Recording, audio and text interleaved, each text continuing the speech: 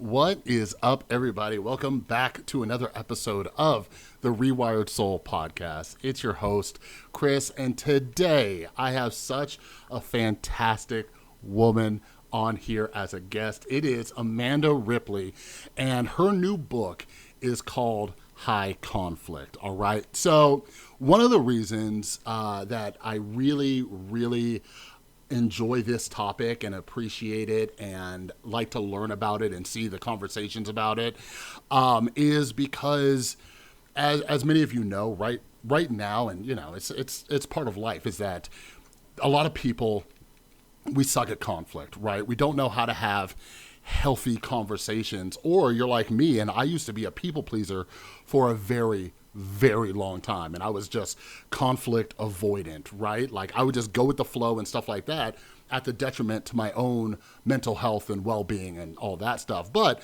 on the other end, I used to have anger problems, and it was probably because I would avoid conflict and then I would just blow up on certain people. You know what I mean? So now when I look at, just the way we can't have conversations about politics or different ideas and people are afraid to talk, it's like, how do we have healthy conflict, right? How do we have good conversations? And Amanda, her book, like when I read her book, she kind of discusses what her childhood was like and how she, sort of saw conflict. And then she goes through the book and, we'll talk about it in this conversation. But anyways, I could really relate to her, and the book was just phenomenal. It was phenomenal. And I included it this week for the scientific thinking and healthy conflict because, as you've listened to in the previous episodes, we've talked about people who deny science and things like that. And we need to be able to have just better conversations, even with ideas that we don't like. So Amanda, she talks about the difference between high conflict and good conflict. So that's exactly what we talk about today. All right. But anyways, before we get started, if you are new here, make sure you are following the podcast. If you're listening on Apple, make sure you rate it and review it. You know why? Because it really helps out. It helps the little algorithm push it out to people who might be interested in these amazing conversations that we have with some just awesome authors. So rate it, review it, and make sure you check out the description below. Not only will Amanda's information, like social media links, be down below, but a link to her fantastic new book, High Conflict. All right. So without further ado, here is my conversation with Amanda Ripley.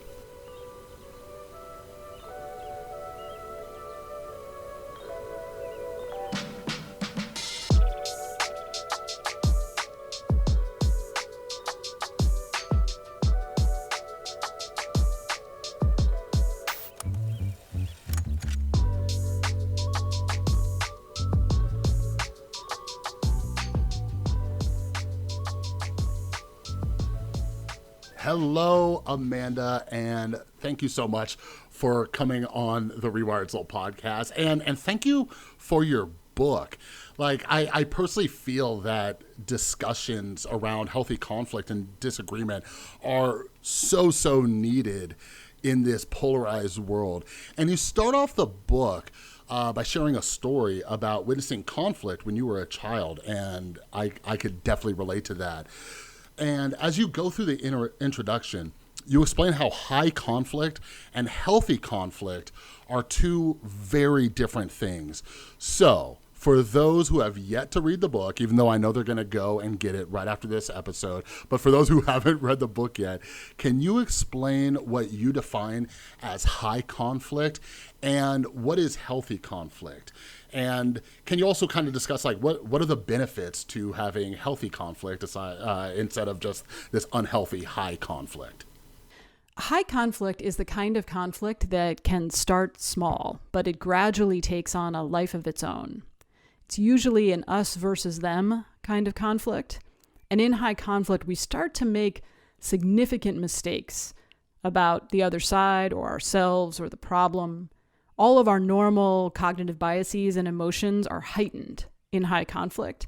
And usually, everyone involved suffers to different degrees.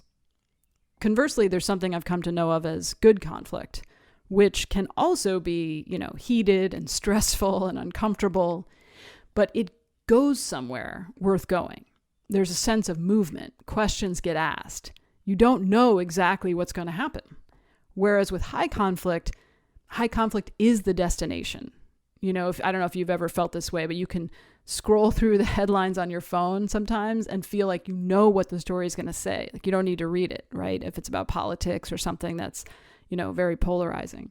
That's high conflict, is there's a total death of curiosity and humility. You make mistakes. Both sides make a lot of mistakes. Yeah, absolutely. And this is one of the reasons, shameless plug real quick, but I wrote my book, Rewire Your Anger, because I used to have just insane anger issues, right? And kind of like what you're talking about is there's like, it's completely out of control, and it is like this destination, right? And I reflect on it and I look back and I think about, you know, the lack of understanding, the lack of being able to listen, the inability to try to come to some sort of agreement or resolution or compromise or whatever it is. And I think you bring up a great example too when it comes to the news. And that's where I get torn a lot too, because, you know, as a content creator, you know, I understand, like, you know, some of these outlets are trying to make clickable headlines and everything like that. But when you combine that with like the biases and playing into polarization and everything like that, sometimes the headline alone has so much just anger in it, right? That someone can just look at the headline, share it, and kind of signal to their group like, yeah, look what the other side's doing, or, you know, whatever it is. But yeah, so what I really found interesting too, it's something I didn't even really know the history about until your book. But anyways, the main focus of the first half of the book is about the man who basically invented divorce mediation. And it was really interesting to hear this story. So without me, you know, spoiling it, I think it was, you know, very humanizing how you kind of told more of his story and how he, even though he was the creator of like this mediation that so many people use today, like during such times of high conflict like divorce, like he had his own personal struggles with conflict that you touch on in the book. So when he first gave this mediation method a try, you discuss how he realized the importance of curiosity. So in your opinion and through your research for the book, like how does curiosity help us when we're having some sort of conflict with others? Like curiosity is something I always try to, you know, kind of keep in mind and stay in that kind of mode. It's something I learned when I started practicing like mindfulness meditation and everything like that. And curiosity is kind of what fuels my reading and learning and all that kind of stuff. But yeah, have you discovered any helpful tips as well for people to get curious? Like I know it's something I struggled with for a long time, but I'm wondering if you have any tips you could share with the lovely folks out there. One of the things I noticed is that it's kind of impossible to feel threatened and curious at the same time. You know, if you think about it, it's very rare that you might feel both. And there's good evolutionary reasons for that, right? But what tends to happen in high conflict is that you feel perpetually threatened. Sometimes you are, but often it's the perception as well. So even when you're not directly threatened, it feels that way, right? And so you lose that part of your human experience. You lose the ability to be surprised, to be delighted, to be curious, which is a huge loss, right? Spiritually, but also practically, you know. We know from the research that, for example, nonviolent social resistance movements are twice as effective as violent movements. Violent movements are a form of high conflict, right?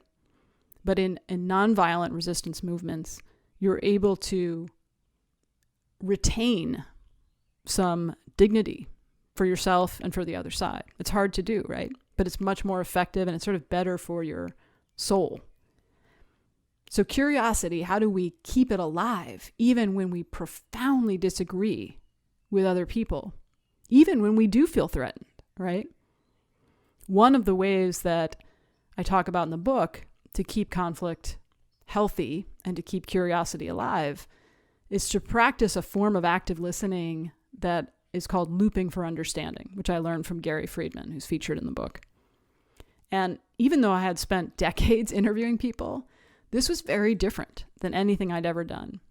It's a way of listening to the other person and then distilling what they've said into the most elegant language you can muster, playing it back to them, and then checking to see if you got it right. So you're actually proving that you're trying to get them, even as you disagree. You're not just saying, I hear you, right, and nodding your head. You're proving it. And it is amazing the effect it has on the other person, even when you get it wrong, even when they say, no, that's not quite it. It opens them up. And in the research, you can see that people say less extreme things once they start feeling heard. You know, they're more likely to acknowledge ambivalence. They're more likely to hear things they don't want to hear. So it's kind of like the prerequisite to curiosity, to good conflict. And in some ways, conflict can be a game of chicken, like who's going to listen first, right? But it's a really important skill to practice, and to practice it in a low stakes environment all the time, because it's not something that we're typically well trained to do. Most people do not feel heard most of the time, which is sort of how we got here. And that's because most of us are not very good at listening. So I talk a lot more about it in the book, and there's lots of different forms of active listening out there. But even though it sounds kind of squishy and soft, I highly encourage people to check it out. It's actually quite intellectually and emotionally fascinating and challenging. And it is a way to keep curiosity alive, because you're surfacing the assumptions you're making, and you're asking, am I right about this? Is this really how you feel? And if you ask it with genuine curiosity, it is amazing the effect it can have on the conflict. This is so true. And, as you were saying that, I was just thinking about, my own personal path of, like recovery and working on my mental health and working with other people when I was, at a treatment center, working with people with, mental health issues and trying to overcome addiction and all that kind of stuff. And I would try to explain how I learned to foster this curiosity. I love how you say that. Like, it's hard to, hold this kind of like anger or feel threatened while you're also being curious. And something that helped me a ton was perspective taking, right? And it's something that I always try to do. And, I'm not perfect at it yet. I don't know if anybody is. That's why I enjoyed that, you talk about how even he would, who came up with mediation, was struggling with conflict later on. But anyways, what I try to do is perspective take. And as it's happening, I try to ask them, it's like, why do they feel this way? Why are they upset? Why are they angry? What is this attacking within them? Is this part of their identity, part of their ego?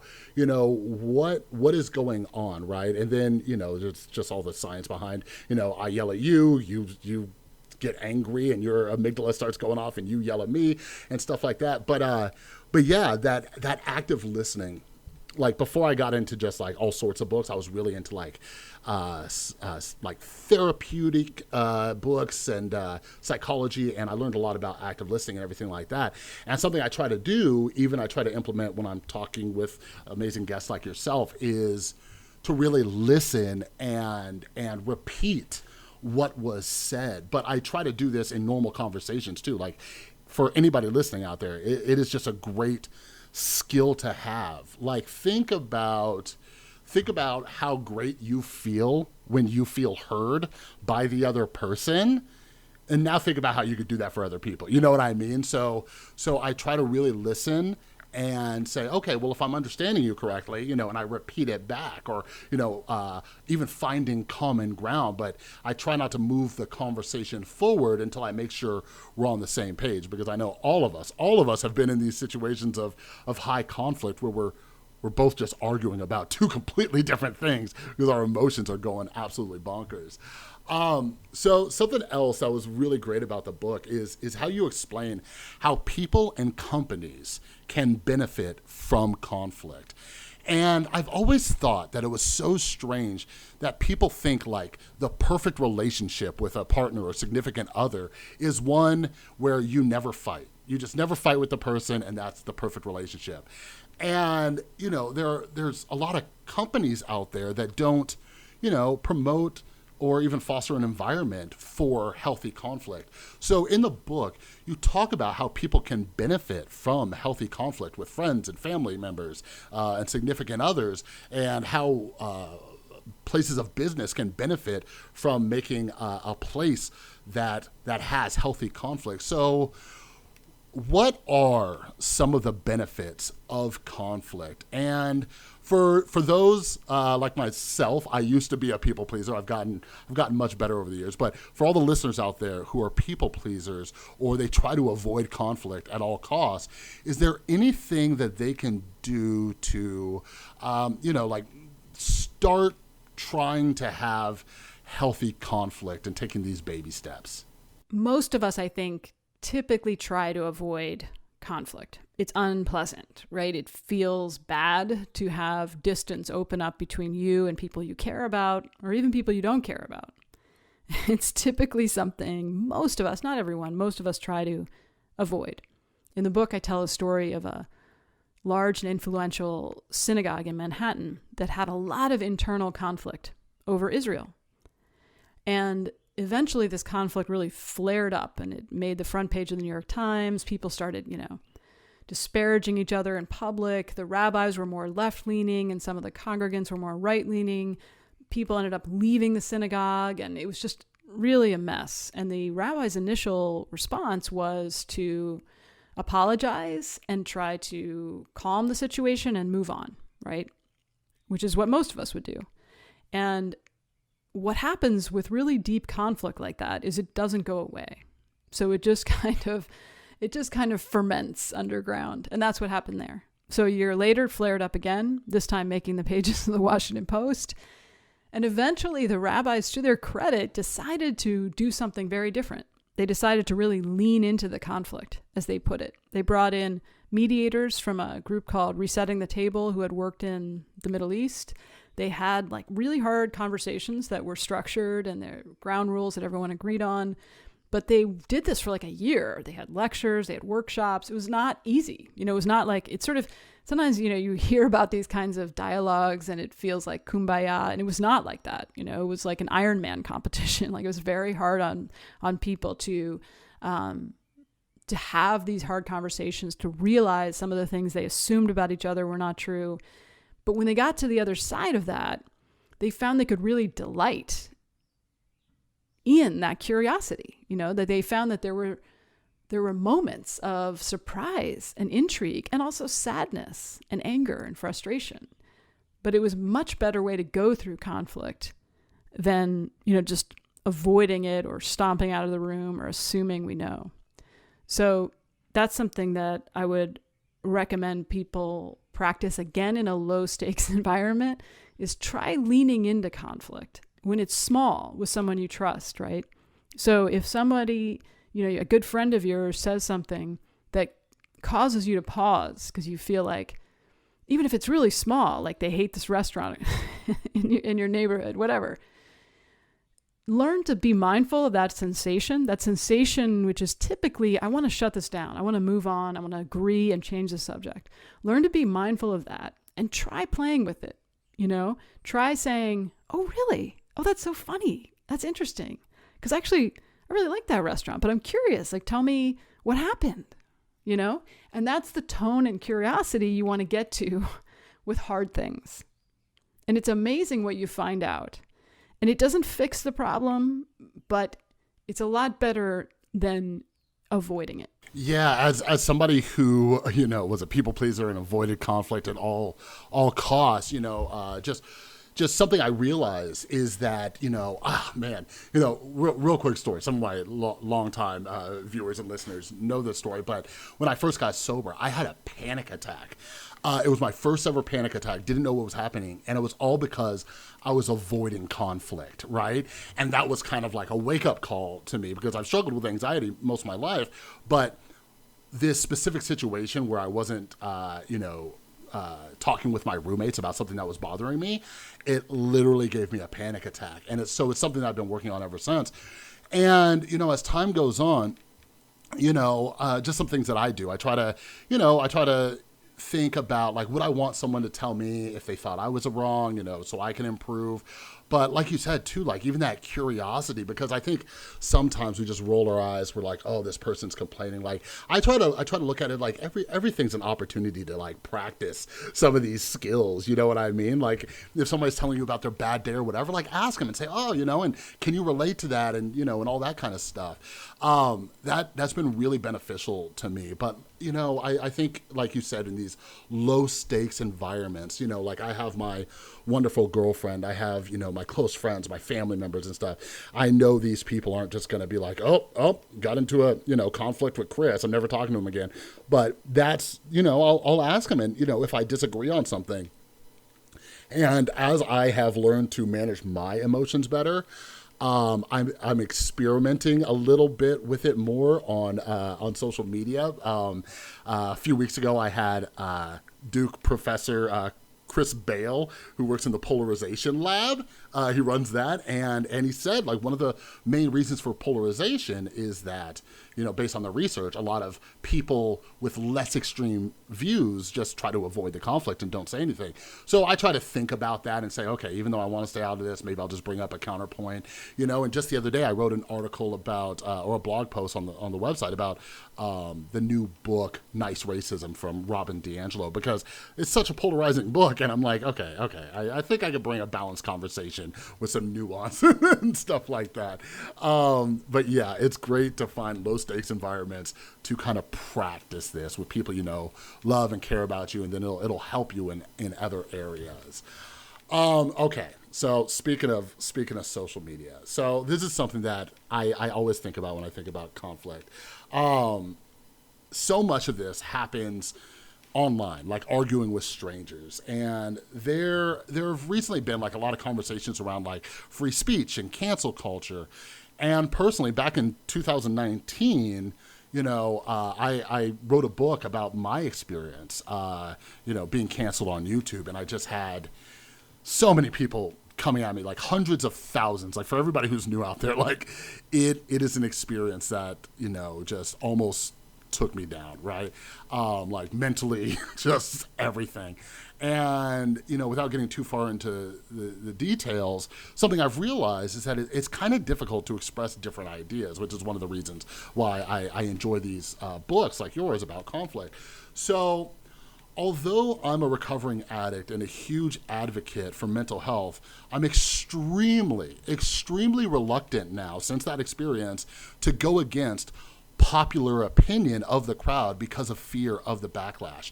I've seen a lot of other people express this same opinion, and as I continue to talk to different professors who write books and things like that, like this is something that they're seeing where even academics are afraid to publish certain research or talk about certain topics and just bring them up as thought experiments.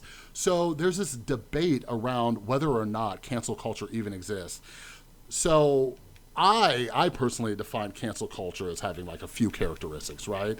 Like in the case of a specific incident, it seems like the punishment is not proportionate to that incident, right?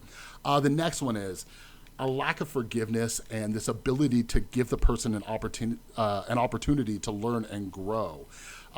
It's kind of like attribution bias. Like we always give ourselves a break, but we think the other person, like this is they're a flawed person, they're evil, they're mean, they don't care, whatever it is. And another characteristic of cancel culture, I feel, is, and it's most noticeable, is that there's this lack of nuanced conversation.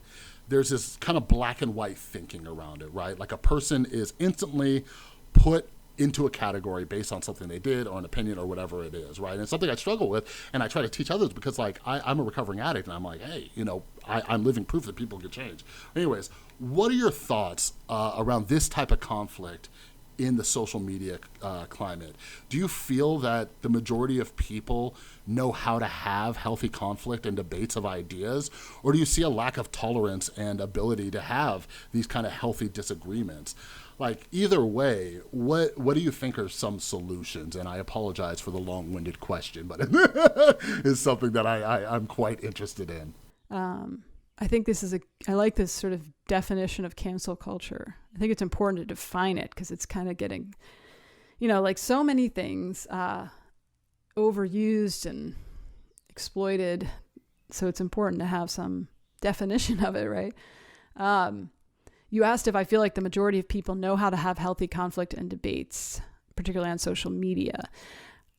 I was talking to a minister in upstate New York for a story I was working on for The Atlantic a couple of years ago. And he said something I've never forgotten, which is, when he first became a minister, it took him like 5 years before he dared to talk about politics from the pulpit. And it's still really hard, and he can get in big trouble. But he knows it's important not to ignore conflict, right? But it's an art. There's a craft to it that's incredibly nuanced. There's a lot of psychology and practice that's required. The problem is everyone now has a pulpit and there's no training, Like just as an example, there are literally 50 years of research showing that direct argumentation does not work on humans. So just giving people the facts and arguing for your point of view not only doesn't work, but it can backfire and usually makes the other person dig in, right? But if you look at most political posts on social media and, most op-eds for that matter, or news, debates, there is this built-in assumption that it works, right? So what if you had to take, I'm just, making this up, but if you had to take like a 3-minute, video tutorial on persuasion before you got on social media or before you posted, overtly argumentative posts, it would be so interesting to see. It may not work, right? Because that's direct argumentation. Now we've gone full circle. But it would be so interesting if we did try to develop skills in people so they got better at argumentation and persuasion, and realize that, just to take one extreme example, humiliation is the absolute most counterproductive thing you can do, particularly in high conflict. Nelson Mandela has a great quote about this. He says, "There's nobody more dangerous than one who has been humiliated, even when you humiliate him rightly." So to your point about cancel culture, this is directly counter to people's goals. If you publicly humiliate someone, right, you are handing them or their side or their group a weapon, which will eventually be used against you, right? So a lot of this is about the tools outpacing our skills and understanding of how humans actually work. Yes. Oh my God. Yes, Amanda. I could talk to you about this for hours. And yeah, I've been, interviewing scientists and researchers, and Mick West, who was on here, who debunks conspiracies. And the number one lesson I learned, and the number one lesson I wish everybody would learn, is what you just said about persuasion. When it comes down to it, facts do not just change somebody's mind, right? We want to believe that happens, but it's one of the reasons why I'm so interested in reading books on human irrationality and behavior and all these other things, because you would think that if you're just here are the facts and that should change your mind, but we all have to sit back and think about how often that's actually worked. But you bring up this other great point about the humiliation.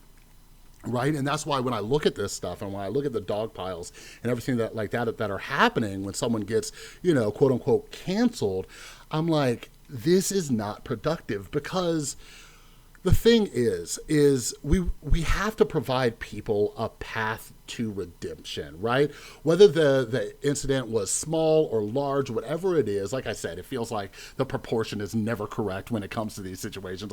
You do one small thing or whatever and it turns into something huge. But we have to offer a path of redemption, and that's one of the biggest issues I see. I'm a recovering addict, and I've worked with literally hundreds of other people trying to get sober. And if you tell that person, hey, nothing that you do will improve your life, they're not even going to try to change. And I think most of us, we at least want to believe, that people can change. Look at the criminal justice system. We want to believe that someone goes and serves their time and they can come out and be a productive member of society, right? But we have to provide them with that path. So when I look at this kind of, situation that we get in on social media, I'm like, the person that you're attacking right now and dogpiling on, and when you're calling them the worst person ever for this minor offense or what you deem, incorrect, you're not providing them with a path for redemption. So what incentive do they have to improve, right? So I don't know. I always try to stay in the mindset that people can change. Like I don't think, a lot of people say that, cancel.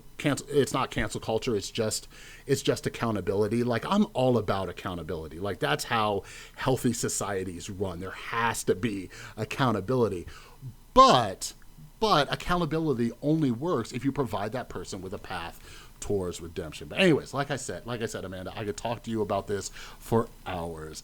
So last question for you, and it's a little in depth, but you know how I roll. So I don't know if it's the fact that Donald Trump has been like removed from platforms like Twitter and Facebook or what, but I personally feel that there's been less political polarization online.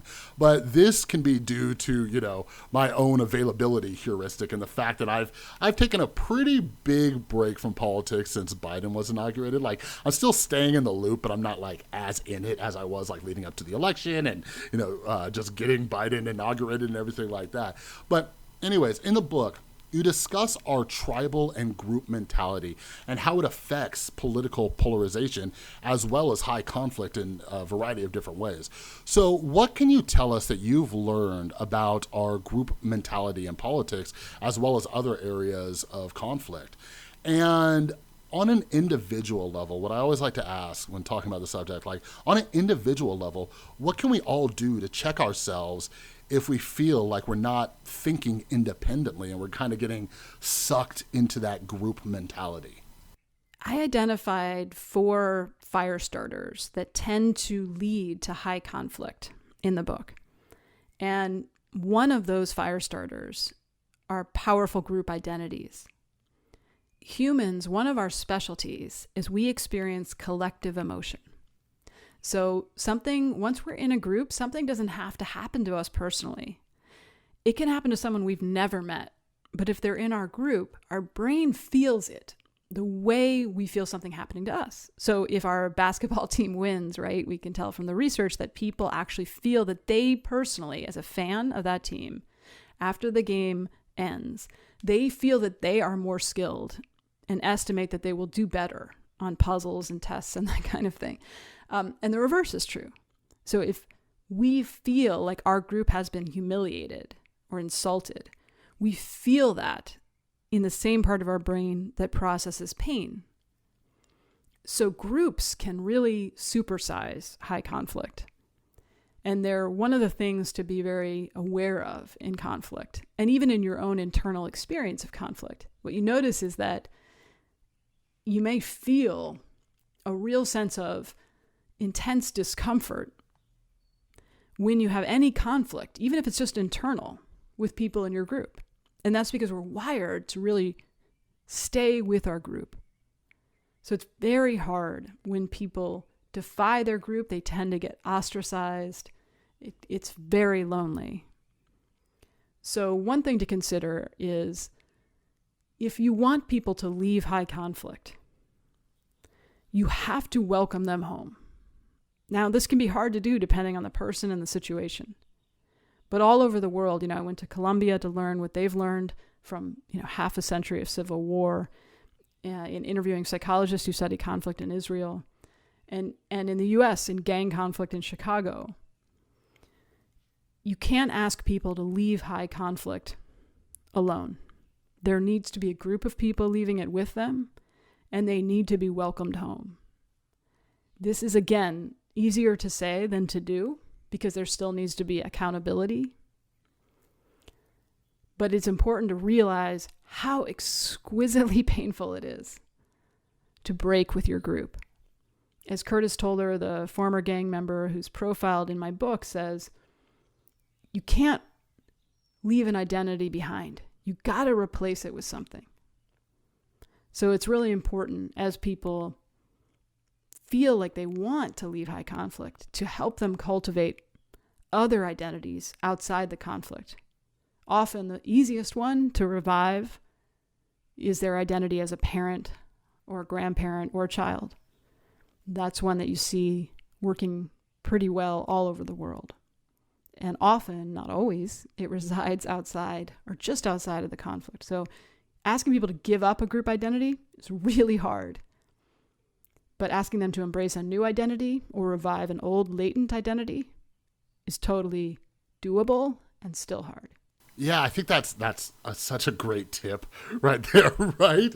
When we feel like we're getting sucked in is to, get into, one of our other identities, like, I'm a father, I'm a boyfriend, and it can kind of help. But yeah, when everything happened to me, like the thing I really wanted to learn about at first was crowd psychology. I was like, why, that was when I first really started seeing the irrationality. I'm like, it doesn't seem like people are thinking for themselves. You know what I mean? So I try to learn so much about it. I try to be mindful and everything like that. And, we didn't touch on it earlier, but I think you discussed this in your book, is one of the reasons that, there should be an environment of healthy conflict in the workplace is to avoid that kind of group mentality. Like, we need to have opposing ideas. You can't just have everybody agreeing with each other or staying silent, or bad ideas might, get out there and, the company wastes a bunch of time and money and all that stuff. But anyways, you have been amazing. I've taken up too much of your time. So thank you once again so much for coming on, Amanda. Thanks so much for having me, Chris. I enjoyed the questions. Take care. All right, everybody. I hope you enjoyed that conversation with Amanda Ripley about her new book, High Conflict. Like, how awesome is she? Like, that was a great conversation. And when I talk to, Amanda, or even people like Amanda, where they like to discuss this and how we could better communicate and try not to get into these like high emotional states when we're debating with people and stuff like that. Like, I don't know. I've personally felt, and I have more authors coming on to discuss this topic as well, but I personally felt like it's very rare. It is very rare that people can have just healthy, mature debates, right? There's this weird expectation, like, what, are we all supposed to agree with each other all the time? No, but we should be able to talk about our different ideas, see where each other's coming from, and maybe at the end of that conversation, we disagree. Like, I could talk to someone who absolutely loves sushi, and I don't. Well, I'm vegetarian, so maybe that's a bad example. But you know what I mean? Like, some people, we just have different opinions and different views and different backgrounds and different upbringings. So anyways, Amanda Ripley's book is so important right now. And I'm glad I was able to include it this week with the other episodes about scientific thinking and healthy conflict and all that stuff. So make sure you check out the description down below. Go follow Amanda. She's pretty active on Twitter, and she is a journalist as well. So she's always, producing content and everything like that. But this book is amazing. There's a link for the book down in the description below. So thanks once again to Amanda. And before I let you go, remember, if you like this episode, if you're new here and you haven't yet, make sure you are following the podcast, whether it's on Apple or Spotify or whatever platform you're on. If it's on Apple, leave a rating, leave a review, and share this. Like, share this specific episode with some people. Like, who could not benefit from this episode? So share this out there on Facebook, Twitter, wherever, right? And a lot of you, I'm so happy with the community here. A lot of you get in touch with me on social media. My social media links are down below at The Rewired Soul on Instagram and Twitter. And I'm trying to get you all more involved. So feel free to follow me. And there are also some links down below if you want to support the channel or the podcast in any way. By the way, I think I say channel a lot because I'm previously like all YouTube. So when I do my little outro, I slip up and say channel. But anyways, if you want to support the podcast, there's links down in the description below, such as you can go to therewiredsoul.com, get some of my books. You can become a patron. And there is an affiliate link down below. As you guys hear me in these episodes talk about my personal experience, a lot of what I do is for my mental health. So there is an affiliate link down below for BetterHelp online therapy. I personally use them. I love them.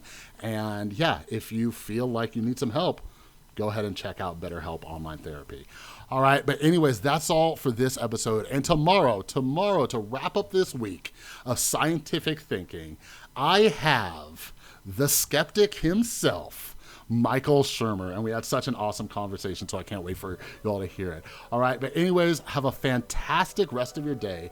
Don't be afraid to have a little conflict in your life. And I'll see y'all in the next one.